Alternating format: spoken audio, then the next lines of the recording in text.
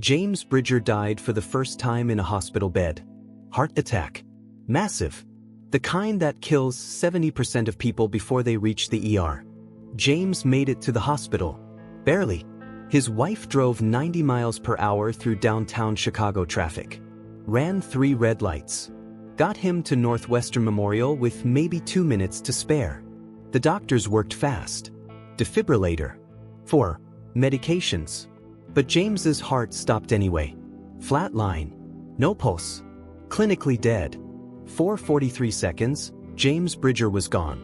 Then something happened. Not the doctors. Not the defibrillator. Something inside James.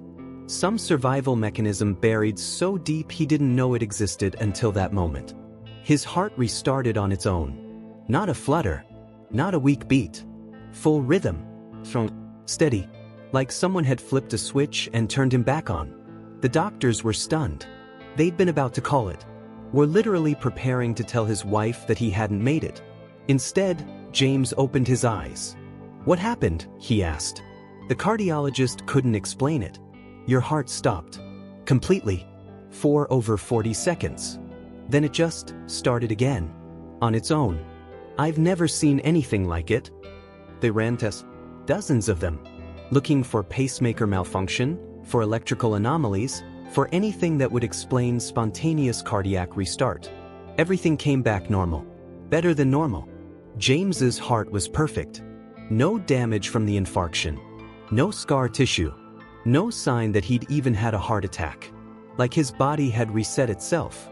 James was discharged 3 days later with a clean bill of health and a stack of prescriptions he'd never need. He went home. Kissed his wife. Held his kids. Tried to return to normal life. But something had changed. James could feel it. Not in his chest. In his mind. Like he'd unlocked a door he didn't know existed and couldn't close it again.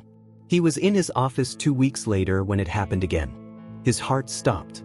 Not from stress. Not from exertion. Just stopped. Like someone had pressed pause on the whole system. James felt it. Felt the silence in his chest. The absence of the heartbeat he'd lived with for 46 years.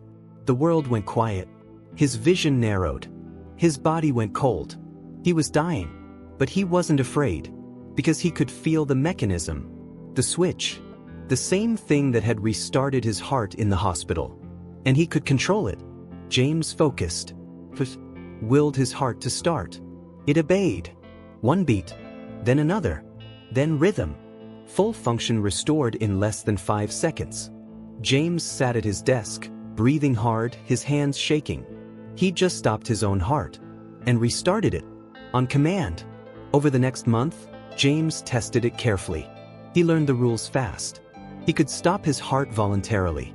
Just concentration. Focus. Like holding your breath but deeper. More fundamental. The maximum duration was 7 minutes. After that, brain damage became inevitable. James had tested it once, 6 minutes 53 seconds, and come back with a splitting headache and temporary vision problems that lasted 4 hours. The restart was voluntary but required consciousness. If he passed out while his heart was stopped, it would restart automatically. Some failsafe built into whatever this ability was. But if he was conscious, he had to actively will it to start. It wouldn't do it on its own. And the ability came with a cost. Every time he stopped his heart, his body temperature dropped. Not much. Maybe 2 degrees. But cumulative. Stop it 3 times in an hour and hypothermia became a real risk. James told no one. Not his wife. Not his doctor. Not anyone. Because what would he say? That he could kill himself on command and bring himself back? That he'd accidentally discovered the world's strangest superpower? They'd think he was insane. Maybe he was. James Bridger was 46 years old. Investment banker. 20 years with Goldman Sachs. Made senior vice president 3 years ago. Good money. Good life. Wife. 2 kids. House in Evanston. The American dream executed to perfection. The heart attack had been a wake-up call. Just long hours. Too much work and not enough sleep. The doctors had told him to slow down. Take time off. James had tried.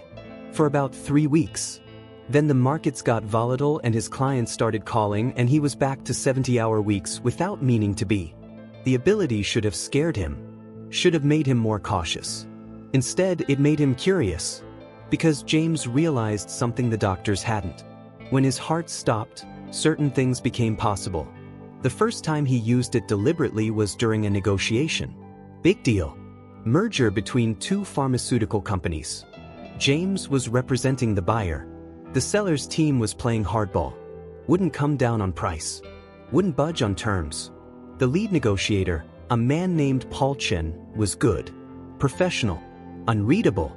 The kind of person who'd played poker at a high level and learned to control every tell. James was losing the negotiation. Could feel it.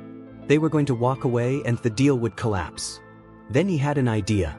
During a break, James went to the bathroom, locked himself in a stall, stopped his heart. The world went quiet. His pulse disappeared. His body temperature dropped. Blood stopped flowing to his extremities. James held it for 90 seconds, long enough to create visible effects. Then restarted. When he returned to the negotiation room, his skin was pale. His lips had a bluish tint. His hands were cold. Paul noticed immediately. "You okay?" "Yeah. Just felt a little off." "I'm fine now." But James watched Paul's eyes. Saw the concern. The calculation. Paul was wondering if James was about to have another heart attack. Right here. During negotiations. And if that happened, the deal would definitely collapse. Lawsuits. Investigations. Bad press. Paul adjusted his position. "Look, we've been going in circles. Why don't we split the difference? Meet in the middle on price and terms." James had been trying to get them to that position for 3 days. Paul had refused every time. Now he was offering it, because he was scared James might die at the table. They closed the deal that afternoon. James's firm made $8 million in fees. And James realized the ability wasn't just biological.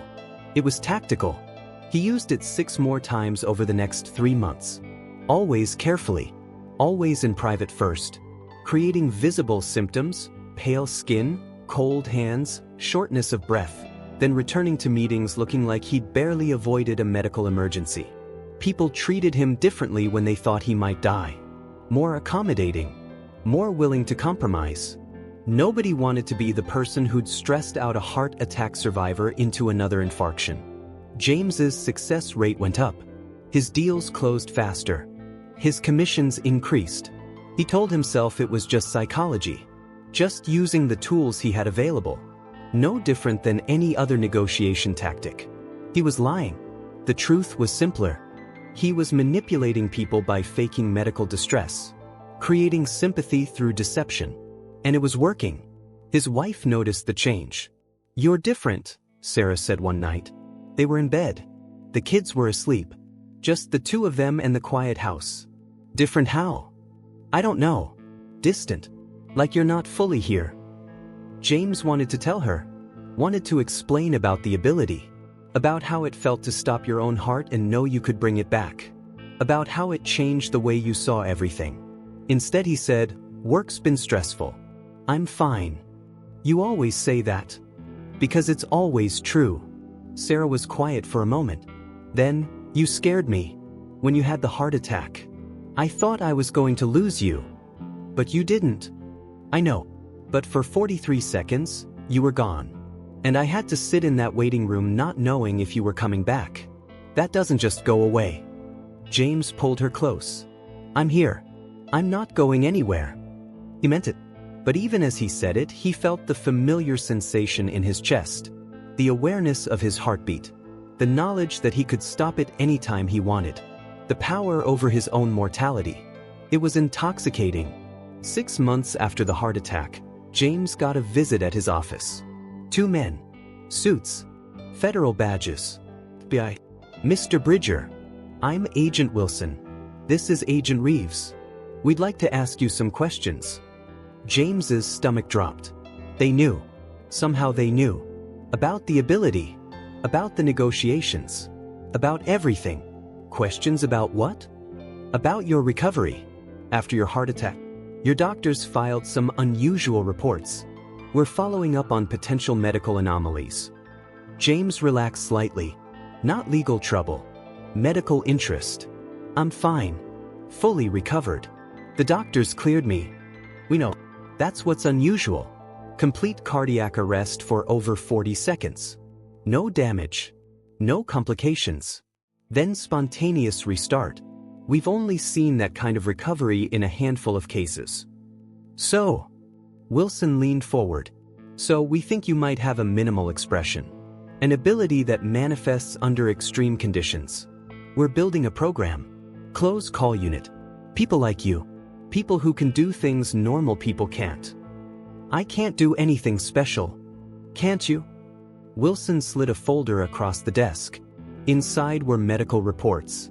Not just from James's heart attack. From other incidents.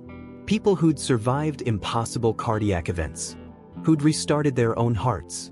Who'd controlled their autonomic systems in ways that shouldn't be possible. We think you can stop your heart, Wilson said, and restart it. On command. And we think you've been doing it deliberately. James's face stayed neutral. That's insane. Is it? Because we've been watching you. 6 negotiations in 3 months where you left the room looking healthy and came back looking like you were having a medical emergency. Always during critical moments. Always followed by favorable outcomes. I have a heart condition. Sometimes I feel unwell. Sometimes you fake feeling unwell, Wilson corrected. And that's fine. We don't care about the ethics. We care about the ability. I don't have an ability. Wilson stood up. Left a business card on the desk. When you're ready to stop lying, call me. We have work that could use someone who can control their cardiac function. Life or death situations. Scenarios where appearing dead is an advantage. They left. James sat in his office, staring at the card. They knew. They'd been watching. And they wanted him. He should have been scared. Instead, he was curious. James called Wilson 3 days later. They met at a secure facility outside Chicago. Wilson introduced him to the team, showed him the operation, explained the mission parameters. We need people who can infiltrate, gather intelligence, operate in situations where traditional agents can't. Your ability to stop your heart makes you effectively invisible to certain detection systems. Thermal imaging, cardiac monitors, biometric scanners. You want me to play dead. We want you to be dead. For short periods. In specific situations. Then come back when it's safe. James thought about it. How dangerous? Very. But you're uniquely qualified. Most people die when their heart stops. You don't. What's the pay? Government salary. Plus hazard pay. Plus benefits. And we cover all medical expenses. Given your condition, that's valuable. To us. James's insurance was already threatening to drop him. Pre-existing condition. High risk. One more incident and he'd be uninsurable. I have a family, James said. We know. We'll take care of them if something happens to you. If. When you die for real. Not the temporary stops. The permanent kind. James appreciated the honesty. How often does that happen? 2 operatives in 5 years. Out of how many? 18 active. 12 retired. Better odds than he'd expected. What would I be doing? Infiltration mostly. Corporate espionage. Intelligence gathering. Situations where you need to bypass security systems that detect living humans. You'd stop your heart. They'd scan you. Read you as dead. You'd restart once you're inside. And if something goes wrong? If I can't restart? Then you die. That's the risk. James thought about his job. The negotiations. The manipulation. The slow corruption of using his ability for personal gain. This was different. This was using it for something that mattered. Or at least something official. Sanctioned. Legal. I'm in, James said. The training was brutal. Not physically. James was in decent shape. But mentally, they pushed him to his limits. Made him stop his heart for longer durations. Made him practice restarting under stress. Made him function while his body temperature dropped and his blood wasn't flowing. He learned to control the sensation. To push past 6 minutes. to approach 7 without brain damage, to restart reliably even when he was hypoxic and disoriented. He learned to work with the cold, to use the temperature drop strategically, to bypass infrared detection, to fool biometric systems. And he learned to live with the risk, because every time he stopped his heart, there was a chance it wouldn't restart. The failsafe wasn't perfect. Sometimes the body didn't cooperate. Sometimes the mechanism failed. 2 operatives had died that way. Heart stopped. Wouldn't restart. Gone. James pushed the thought away. Focused on the work. On being useful. On justifying the ability. His first mission was simple. Corporate headquarters. Tech companies suspected of selling classified information to foreign governments. James's job was to infiltrate. Plant surveillance equipment. Get out. Security was tight. Biometric scanners at every door. Thermal cameras in every hallway. Guards with cardiac monitors that detected living humans. James walked in carrying a coffin. Funeral director. Picking up an executive who died of a heart attack. The company had arranged transport. James had the paperwork. The credentials. They scanned the coffin at the entrance. Thermal and cardiac. Looking for hidden passengers. James was inside. Heart stopped. Body temperature at 92 degrees. Perfectly still. The scanners read him as a corpse. They let the coffin through. Inside the building, James waited. Counted time. His brain screaming for oxygen. His body shutting down system by system. 5 minutes. 6 minutes. 6.5. They wheeled the coffin to the loading bay. Left it alone for a moment. James restarted his heart. Crawled out. Planted the devices. Got back in the coffin. Stopped his heart again. They loaded him into a van. Drove him out. Mission complete. James restarted once he was clear. His body temperature was 88 degrees. Hypothermia territory. He spent 4 hours in a hospital warming up. But the mission was a success. They got the intelligence. Shut down the operation. Prevented classified information from reaching hostile governments. James had saved lives. Maybe, indirectly, by playing dead. He ran 14 missions over the next 18 months. Each one pushed him further. Longer durations. Colder temperatures. Higher stakes. He infiltrated a black site in Belarus. Stopped his heart for 7 minutes while guards dragged him out thinking he was dead. Restarted in a dumpster. Completed the mission. He gathered intelligence from a cartel compound in Mexico. Played dead during a raid. Listened to conversations while his heart was stopped. Restarted and reported everything. He prevented an assassination by stopping his heart during a security screening. The target walked past him thinking he was a medical emergency. James restarted and followed. Stopped the 14 missions. 13 successes. 1 near failure where he'd almost couldn't restart and needed defibrillation from the extraction team. His family thought he was consulting. Traveling for work. Sarah had stopped asking questions after the first 6 months. Just accepted that James was gone a lot and came back tired. James told himself he was doing important work. Serving his country. Using his ability for good. But the truth was starting to crack. The breaking point came in Moscow. Intelligence asset. Deep cover. Compromised. The agency needed someone to extract him. Someone who could get past Kremlin security without triggering alarms.